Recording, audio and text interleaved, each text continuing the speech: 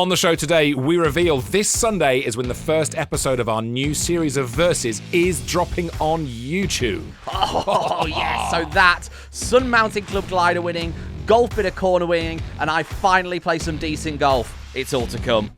Hello, here we are. It is Thursday. It is the day where the second major of the year begins. But way more importantly than that, it's golfers ruining my life, and Tom Green has played well. Oh, it feels like do you know what it feels like, Tom? I imagine this is what it felt like when Rory won the Masters. Just to have that weight off my shoulders. I've been having, if I'm honest, a pretty torrid time with my golf recently. So much so that after I played the medal on Saturday, and we'll get into that, but after I played the medal on Saturday, I thought, why do I do this? One of those, man. One of those pure existential, and also, can I just say, Tom, because we're invested in this sport now. I've got signs in my room, like I can't walk away from golf, and that every now and again you do think I'm really trapped here in a sport which sometimes when I hit my lowest points, you genuinely think, what? And I know we throw that phrase around as golfers. We always think, oh, God, why do I do that?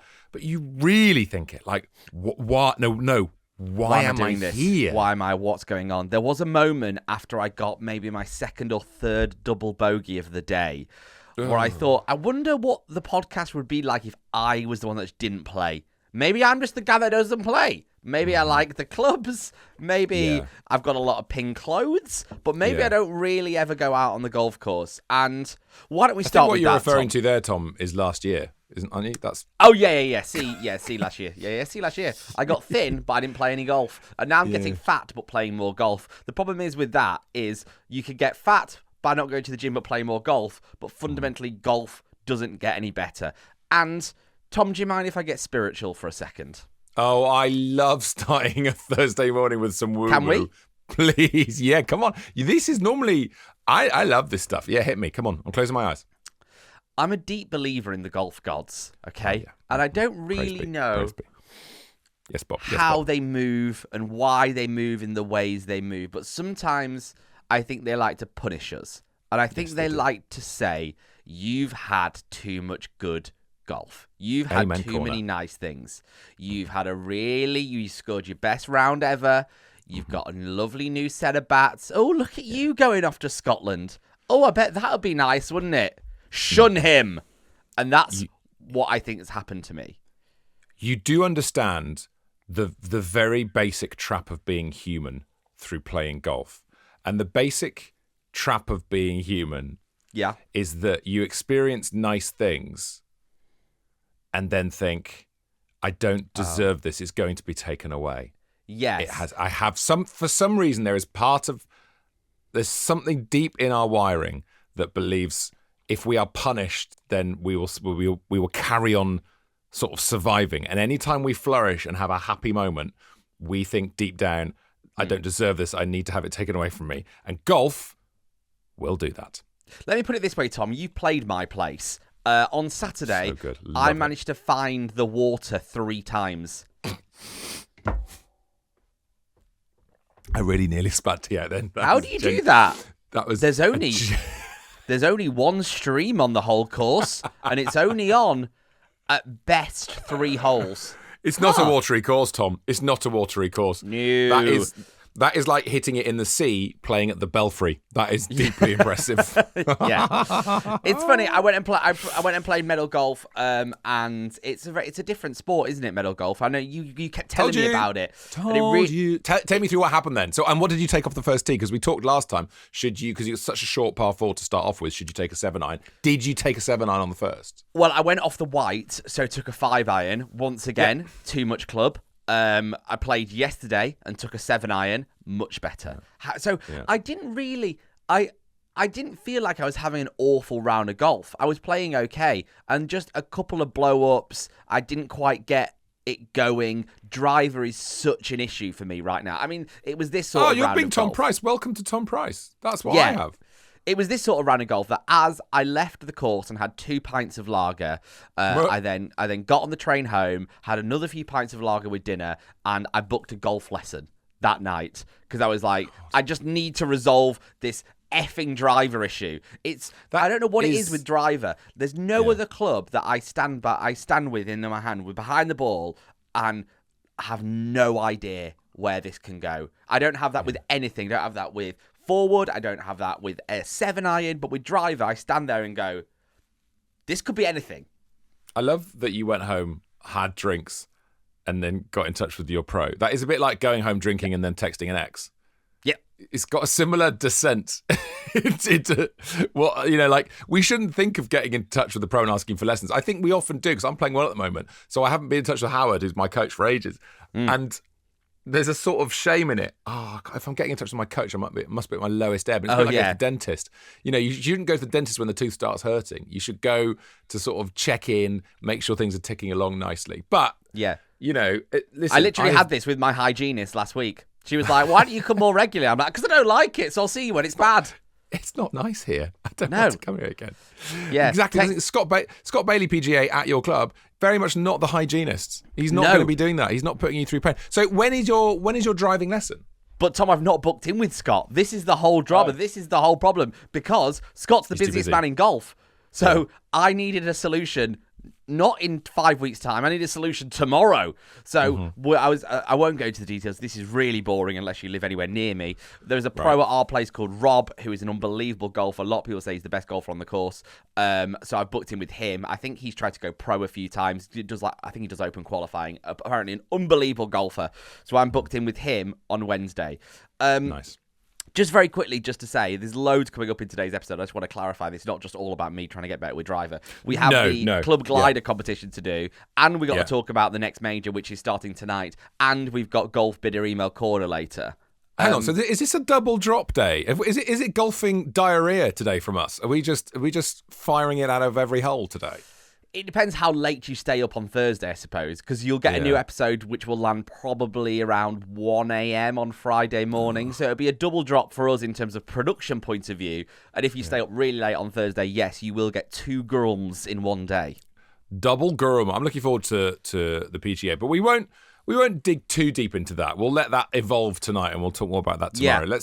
Let's just stay self-indulgent on our own golf, Tom, for as long as possible. Yeah. So what?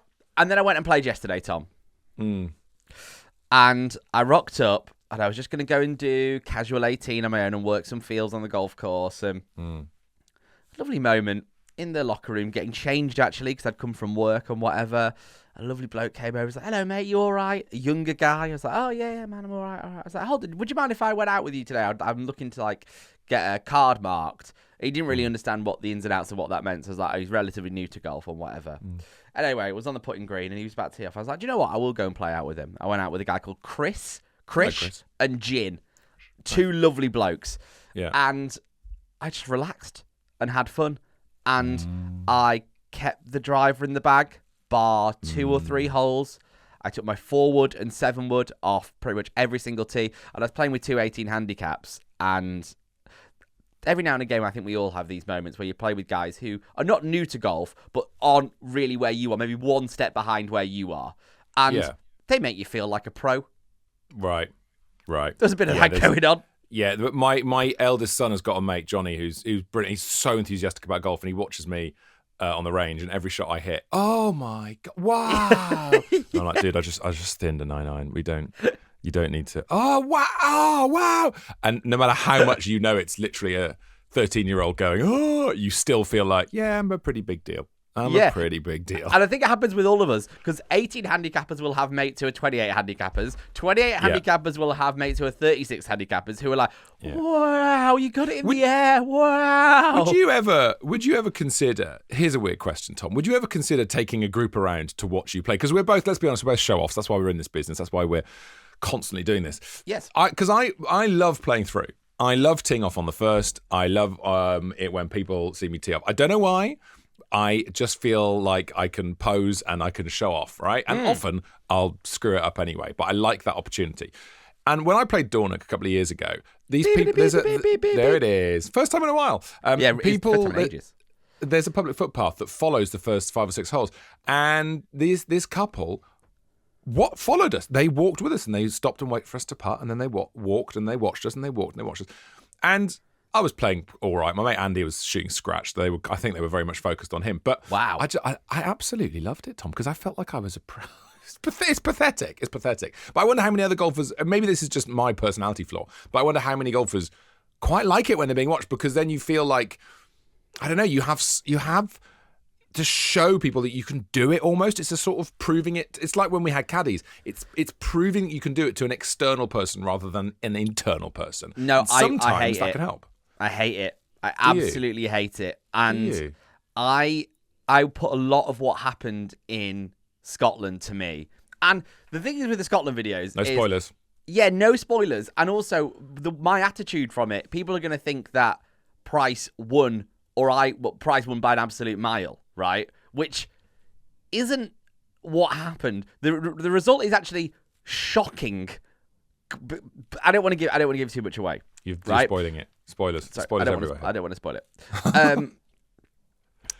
I think I struggled because of the pressure of the moment of being in Scotland, of being on camera, of having shot my 8 over the week before and knowing that I do have good golf in me. I think it all just got too much. Whereas yesterday, I've had a few days off, which was really important. I rolled up with no concept of how I was going to play other than I wanted to hit some good golf shots.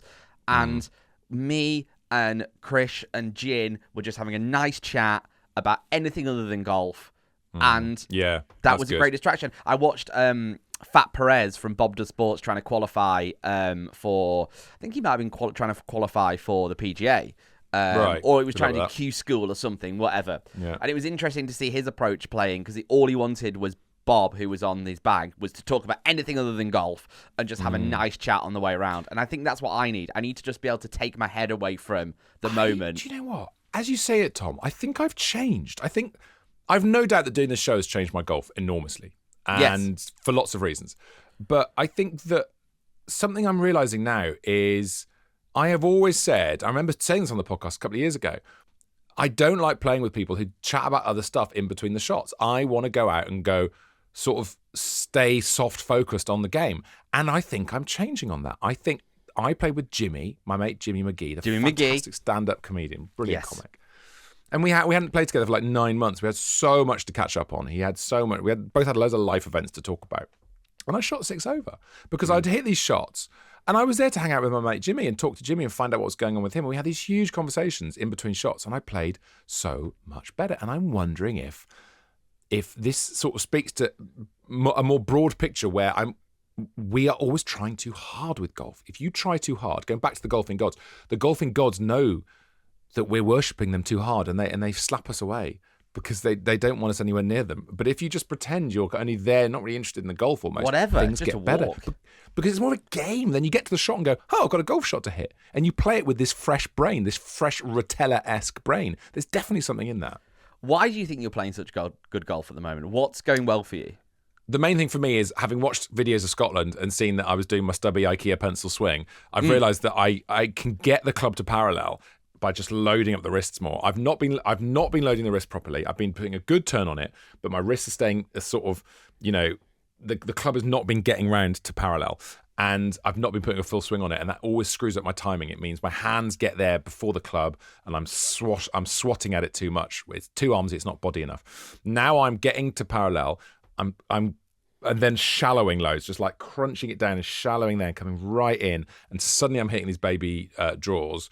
And also, I'm sort of trusting it for the first time in ages. I feel complete trust in my swing. And also, I've got to be honest, Tom, the clubs, the upgrade in these clubs, the pings that we've now got, when I hit those irons and I miss-hit a 5-iron, it still goes like an absolute... The first time I hit those clubs and I miss-hit one and it went like a dart, dead straight. And I was like, this is the club for me. When you go and do a club fitting, of course, it's all about how beautiful it feels when you hit the ball well. But almost as importantly is what happens when you don't hit the ball well. And, as a result, it means I've got this confidence. You can play your best when you know that if you, fluff your lines a little bit, you're not going to get punished. Whereas before, those little mishits could have gone anywhere. So it's a lot of things. It's a lot of things. I do think the big lesson for me from that fitting, and if you can't hit a 3-wood, guys, go and get the G440 forward.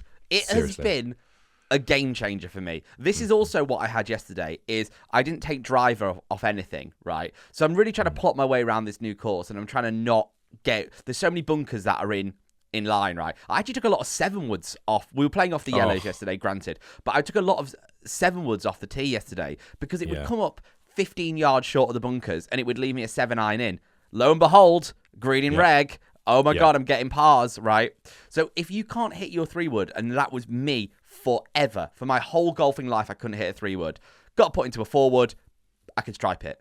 Guys, just go and get a 4-wood. Go and get, and we'd advise a Ping G440 because they're unbelievable. I would also say this is a big thing, and we must get to products soon, because then after products, we've got loads of business to attend to, lots of competition giveaways happening on the show today. Yes. But the final thing I'd say, and this speaks to you as well, choices. I think if there's one word that is going to dominate my season this year and has led me to much better golf, is better choices. There are so many occasions this season already where I've seen me go, I'm going to hit that driver now. Bad choice. It was too tight a drive, and I wasn't playing well. Now I'm going, do you know what? Now I've got these options with, as you say, the 7-wood or the 4-wood. I'll just hit that. Better choices. And it has made a massive difference. Very quickly before we get to products, one more thing, and we are late for products. I'm so sorry, products. God. Price, I saw a nice side of the internet this week. Where did you find that? On my EG. I can only thank the spattering of lovely listeners to this podcast, right? Because we get the TikTok lot, which are mad, who are absolutely the worst of the internet. And if any of you have come over from TikTok, hello. But I hope, basically, there's an entry policy. If you've come to listen or watch the show via TikTok, you do have to be a nice person, because there's a lot of bullies on TikTok. It's horrible. Yeah, you have to go through, like when you start a job, you get that sort of 3-month probation period. You get 3 months into the podcast to sort of become a normal person, and then you go, okay, you're not a TikTok lot. You got TikTok lot, and then you've got Instagram lot, and then you've got YouTube lot, and then we've got us lot on the emails and who watched and listened to this podcast. I know who my favourites are. Yeah, exactly. And I think we've got a layer below them who are even nicer, Tom. Oh, the My EG entourage. The My EG lot. So I've posted 3 or 4 rounds now in the 90s. And it's been consistent. I've not been able to shoot anything better. And the comments I've had being like, hello, mate, you'll get better. Don't worry, good golf's coming. You got this. This isn't you. It brought a tear to my eye how nice you lot were on my EG. And I was like, this isn't the internet I know. Bully me more. I'm not used to it. It's so weird. Oh my God. That's so true. That makes me think I should go and look at my EG for my last card. All right, listen, we need to stop for some products, and then we'll be back and find out who is winning £50 to spend at Golf Bidder, and also a very exciting Sun Mountain Club glider. All that and more on the way. But now, Tom, can you feel products everywhere? Ooh, lovely. Give me 'em. Hello and welcome back. It's Golf is Ruining My Life. It's time, Tom Green, to get down to business. Shall we do Golf Bidder first, or shall we do Sun Mountain first? No, let's do Sun Mountain Club Glider, because I'm so excited about this. When we went over to Scotland, have we mentioned we did a trip in Scotland? I think we probably have. I have.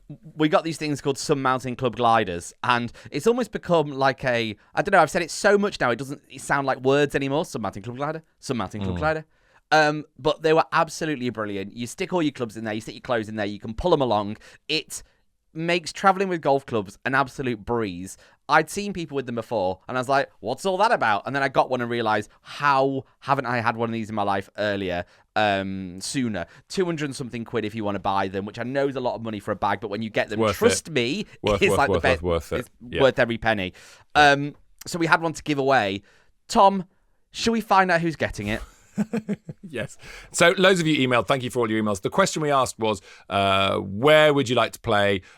Which course would you like to play on? And who would you like to play with? Loads of great emails. Thank you so much. We've also had loads of comments as well. And I believe today's winner is someone who actually commented on our Instagram post, which made me laugh so much. Yes. Paul, well done, Paul. You've won the, there you go, Sun Mountain Club Glider. Nice. Paul's comment goes like this. Tom's, I would go to America, play at Augusta, and I'd play with Jim Bowen, which would require bringing him back to life, which in turn would facilitate the revival of Bullseye, and so everyone's a winner. Cheers, Paul. Yes, Paul.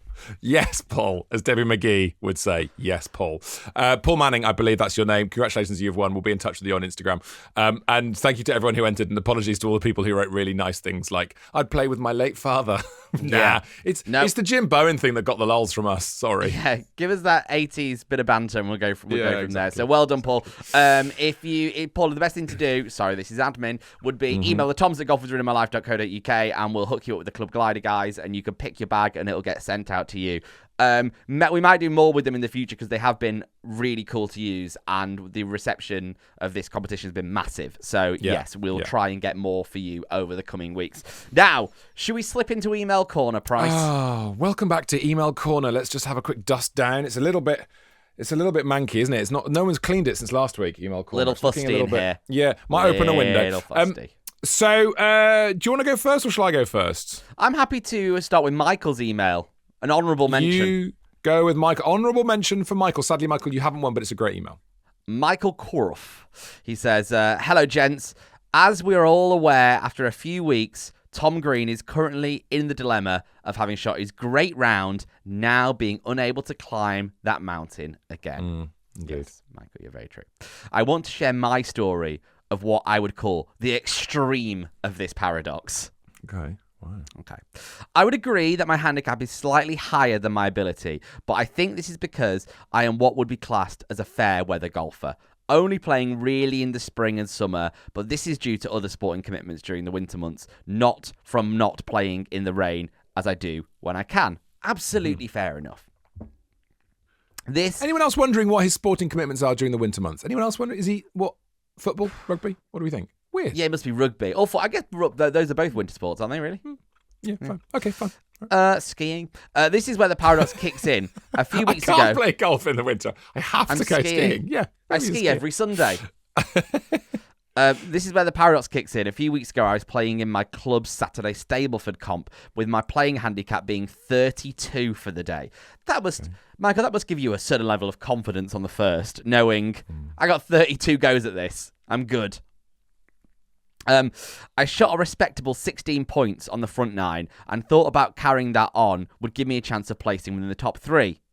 Nice. Little did I know I was about to play the best 9 holes of golf of my life. Wow. Off a playing handicap of 32, I shot a gross 6 over. Wow.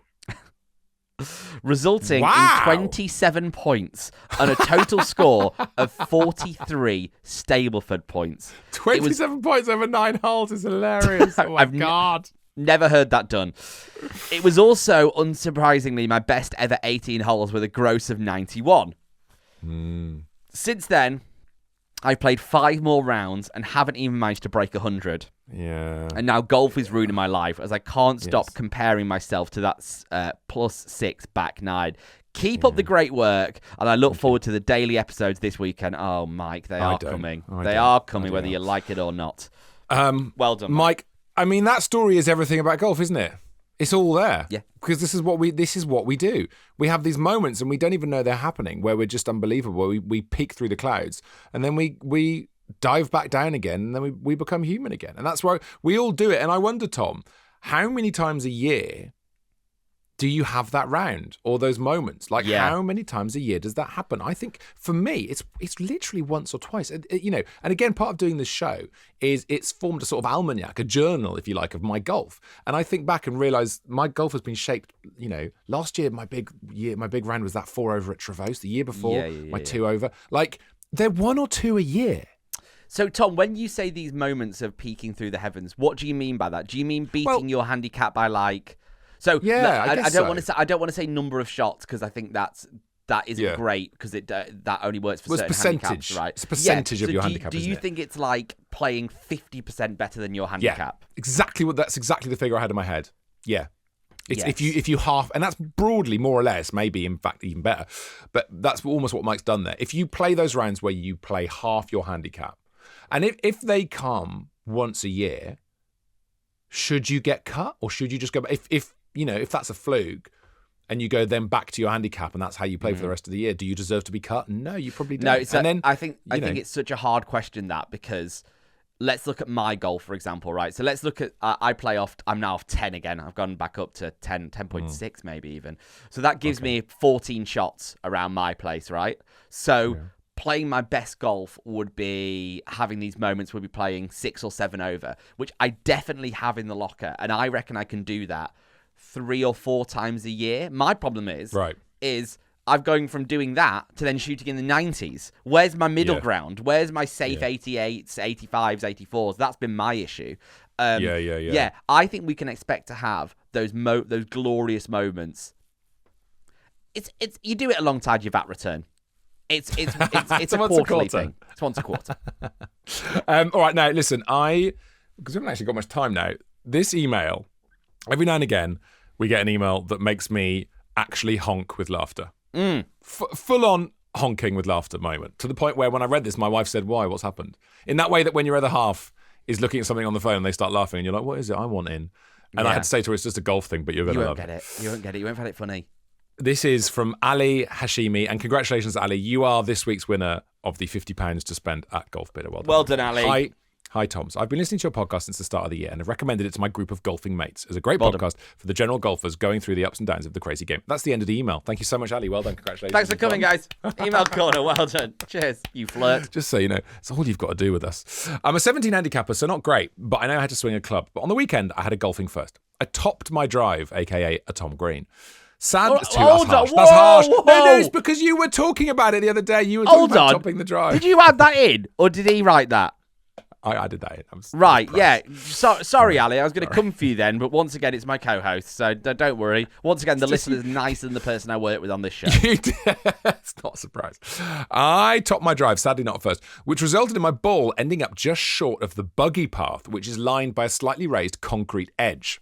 I moved my ball back from the edge, thinking that would be silly to hit from there in case it bounced back off it. Fair enough. Health and safety first and foremost. Well, it turns out when you're hitting a 6-iron out of the rough and you're a 17 handicapper, a metre back is not far enough. I made good contact with the ball, which made great contact with the concrete slab, which then made excellent contact with my face. Oh my. Can I say, Ali, going forward as well, if you send emails which contain photos of injuries, can we please have a word of warning in the subject title? No, it's I read absolutely... this on the walk to the train station yesterday and nearly threw up and collapsed. It's pretty bad. I don't know. This is good old-fashioned Schadenfreude. This is the you've been framed of golf. We need your you've been framed moments. It knocked me back nearly to the floor. Blood was everywhere. And although it was looking like a murder scene, I managed to walk back to the clubhouse. See, I'd have played on. Give the club pro the fright of his life when showing the hole in my face. I managed to get patched up before driving to the hospital and receiving 6 stitches. I'm going to have a look at the photo once more. No, I can't look at it. I don't like it. If he'd taken his 5-iron, would he have got 5 stitches? 4-iron, 4 stitches? Is that how it works? Yeah, probably. Lesson learned. Go further back than what you think for solid objects in front of an upcoming shot. See attached the gruesome photos. Ali has attached the photo. No. It's really gross. We won't show you, but it's and that's not the scar. That's just he's a very, very ugly man. It's not true, Ali. You're beautiful. He's probably got. I mean, do you know what, Ali? He's gonna have a little scar on his chin, below his lip. Yeah. And I think it's gonna look quite cool. And I think it's quite a cool story. I mean, I'd lie if someone said, where'd you get that scar from? I was attacked. Shark attack. Shark attack. Not 6-iron attack. Ali, I've hit myself in the face with my own golf ball. Yeah, it's not sexy, is it? Oh God. It's, you got a gash on your face, lad. It's awful. I don't like it. I can't really talk about it or look at the photo anymore. Ali, I love it. Listen, we're in stitches, God, and so are you. Mad as well. Thank you. Well done, Ali. That's a brilliant email. You get £50 to spend at Golf Bidder, which we probably recommend you spend on maybe softer golf balls. If you just used, is there a one of the plastic Wilson surgery softs. section of the website? I love it. Can we repair this? Listen, we're getting towards the end of the show. Thank you for all of your emails. We've been absolutely snowed under with emails this week, and we will get around to more very soon. And as we were saying earlier on, it is the PGA tonight. I'm going to go and practice now, Tom. I'm going for a run with my mate Rob Deering off of the Brilliant Running Commentary podcast. Do listen. And then I am going to go up to the course and maybe practice for a bit. What a nice day you're having. And then I've got Littlestone on Friday. I'm playing Littlestone on Friday morning. Life gets no better. I'm having an admin issue because my car's completely broken. I no longer have a car, which turns out is absolutely crippling for my life. So I'm trying to get a new car at the moment, which is a disaster. Imagine that, guys. All my wife wants me to do is take my plate off the car, find someone to buy the car, and all I want to do is go and put cards in at the golf club. And it's really it's a really difficult it's a real path to walk at the moment because all I want to do is go and play golf. All she wants me to do is sort the admin and walk Turtle, our sausage dog. Many people now going, hello, take the plate off the car. Someone's got a personalised reg. That's what a lot of people, just so you know, that's what a lot of people are thinking. And the personalised reg, if you're interested, is iTop Drives. Yes, it is. That's what it is. My dad bought it for me for my 12th birthday, which means I'm not a big W. Thank you very much. And if your 12th birthday, that's adorable. Yeah, he got me one and my sister one, and so it matched his. So if you're calling me a middle-class W, well, you hate my dad. So how does that make you feel? And that is a very different podcast. So listen, we'll see you this evening or early tomorrow morning for some PGA chats. And that's about it, isn't it, Tom Green, I think? Other than to say, thank you to everyone who emailed with the Club Gliders. We had so many Mountain Club Glider emails that they were absolutely epic. And hold on, Tom, actually, very quickly. Yes, it's the PGA. Of course it is. We know that. More importantly... Oh, God, Sunday. It's versus Front 9, St Andrews, the Jubilee course. Green and Price, head to head, goes live on Sunday. Yeah. Is Price on the green, and does Green pay the price? Something like that. Do you know what I mean? There's something in there, isn't it? Absolutely don't mind that. That's fine. That's all right, isn't it? I just made that up. That's just come out of my head. I can't believe we've waited till the end of the episode to say it. This Sunday, it's dropping. It's arriving on YouTube, and we are super excited. So when the USPGA has got boring because McIlroy's leading by 7 shots, flick that off and flip over to the YouTubes and watch us play the first round of our Versus Series Scotland. See you there. See you next time.